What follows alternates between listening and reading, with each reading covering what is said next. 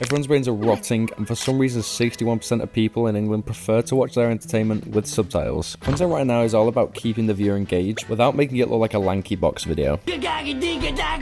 So whether you're editing for yourself or a client of yours, depending on the type of videos, adding subtitles could be a great move to keep the viewers engaged. Personally, every client that I've edited for has wanted subtitles at some point, and I can confidently say that every short form video that I've edited has had subtitles on them. Now, taking it back a few years, when I was asked to add subtitles to a full 10-minute video, I would make my little preset, then copy, paste, write each word, and repeat that until completed. And it took forever, but now the gods of Adobe have gifted us the magic of AI. Now the process of subtitling a whole video is nearly fully automatic and 1,000 times quicker. Subtitling short form video literally takes me a couple minutes, when previously it would have taken much longer. You can see the two tests here, vastly different. In this video, I'm going to teach you how to automatically caption your videos, customize the look to match whatever style you need, adding custom animations, and just general tips so your subtitles look better overall. And if you stick to the end, there's a big gift for all you guys just beginning to subtitle, and it's worth the wait. This video's cut up into chapters, so if you need a specific part, just skip to it. I'd advise you to leave your subtitle until after you've edited the whole video. So here's the example that I'm working with. It's cut up and ready to be subtitled. We're gonna have to change workspace, so go to Window, Workspaces, Captions, and Graphics. Your whole workspace has changed. Don't worry, as I said, this is super simple. In this text section up at the top left, underneath the caption section, it should say no captions available. Click Create Captions from Transcript.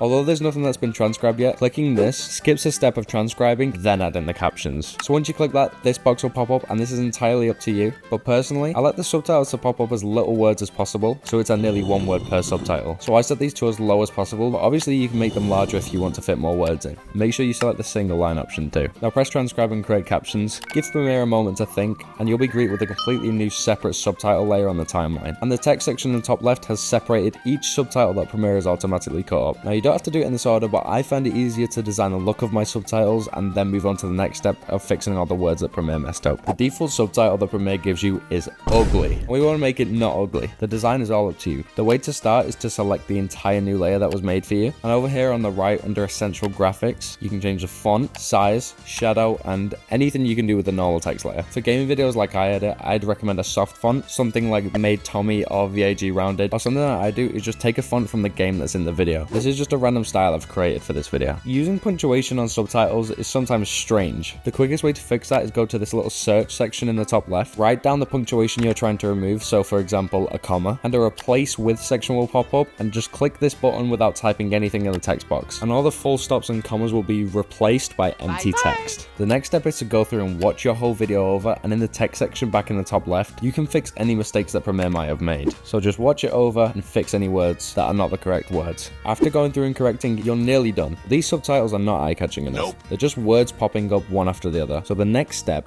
is to animate them. Since we're going back to editing, return to your previous workspace. And again, we're going to select the entire subtitle layer, go to the top to Graphics and Titles, and press Upgrade Caption to Graphics. This turns it from a caption into a regular text item, so it can be edited like everything else. Add the transform effect to the very last subtitle. Once added, scroll down and uncheck the composition shutter angle and set it to 180. This adds a nice automatic motion blur to everything, which in my opinion looks a lot cleaner than no motion blur. Scroll back up and click the anchor point text so that this little blue circle appears, and drag the value on the right of the two up or down depending on where your text is until the circle is in the exact middle of the text. Then copy and paste this value so the anchor point and position match, and this will put your text into its original position. Doing this means when we change the scale, it won't zoom in or out to the middle, but where the text is. So the animations I'll be showing you are a super simple small to big animation and a bounce animation. For the first frame, set it to about 80, then go forward a good few frames and return it to its 100 scale. I'll make your curve really aggressive at the start, so it looks something like this. For the bounce animation, set the first frame to 80, then around 6 frames go to 110, and then 4 frames after go to 100, and try to copy my curves like this. To apply this to every subtitle, just copy the transform effect, select the entire subtitle layer, shift click to deselect the final one,